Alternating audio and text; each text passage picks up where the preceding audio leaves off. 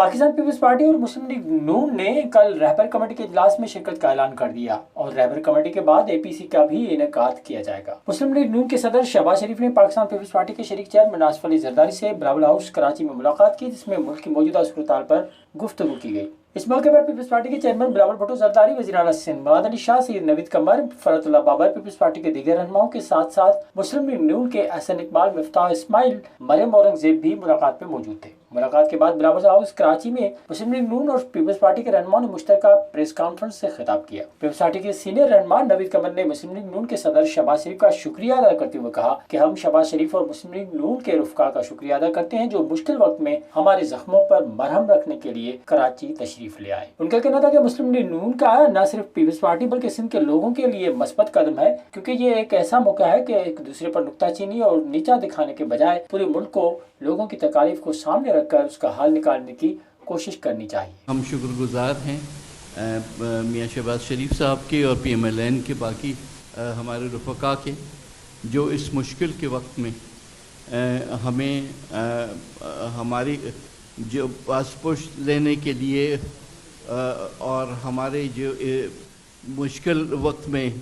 ज़ख्मों पे जो है मरहम रखने के लिए कराची तशरीफ़ लाए हैं। ये न सिर्फ पाकिस्तान पीपल्स पार्टी के लिए बल्कि सिंध के लोगों के लिए उनका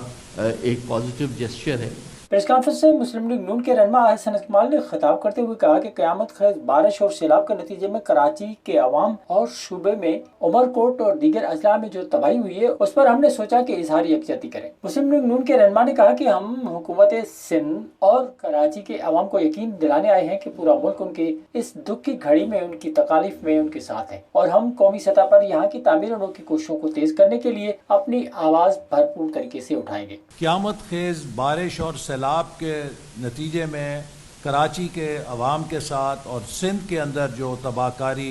उमरकोट और दीगर अजला में हुई है, जहाँ पे लोगों की फसलें भी तबाह हुई हैं, तो हम इजहार यकजहती करें। और आज जनाब शहबाज शरीफ साहब ने मीडिया के साथ अपनी गुफ्तगू में अपनी इस तजवीज़ को पेश किया है कि इन तबाहकारियों के नतीजे में ज़रूरी है कि वफाकी हुकूमत सूबाई हुकूमत के साथ मिलकर एक ख़तीर इमदादी पैकेज का ऐलान करे, ताकि वो लोग जिनका नुकसान हुआ है वो दोबारा अपने पैरों पे खड़े हो सकें। एहसन इकबाल ने बताया कि आज की मुलाकात में मौजूदा अपोजिशन जमातों के दरमियान मुल्की हालात पर मामूल की मुशावरत भी हुई और दोनों जमातों ने फैसला किया है कि कल रहबर कमेटी के इजलास में शिरकत की जाएगी।